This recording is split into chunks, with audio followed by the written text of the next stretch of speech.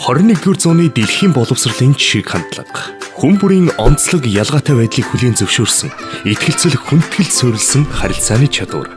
Бусадтай ойлголцож, харилцан буулд хийж зөвшөлдөх чадвар.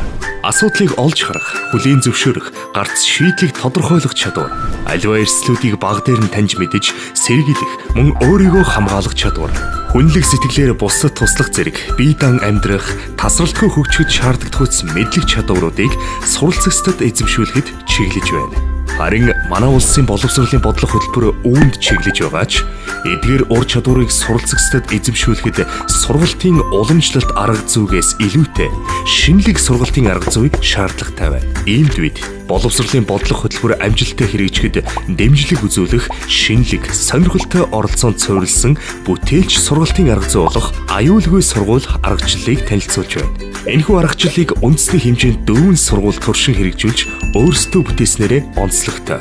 Аргачлал маань тоглоом болон оролцоонд тулгуурлаж, мөн урлагаар дамжуулан багш сурагчдын хооронд ярилцлага, хэлэлцүүлэг өрнүүлж, бие биенээсээ харилцан суралцах боломжийг олгон, сурагчид өөрсдөө бие даан аливааг эргэцүүлэн бодож, задлан шинжлэж, бүтээлчээр сэтгэх орон зай бий болгодог. Ингэснээр хүүхэд нэг үрийн оролцоо нэмэгдэж, багш нарын бүтээлч заах арга барил дээшилж, сургуулийн хамт олон хамтдаа хөгжинэ. Мөн хүүхэд бүрийн онцлог ялгаатай байдлыг хүлээн зөвшөөрсөн, эрүүл, хүндэтгэлтэй харилцаа бий болж, суралцахад ээлтэй орчин бүрднэ.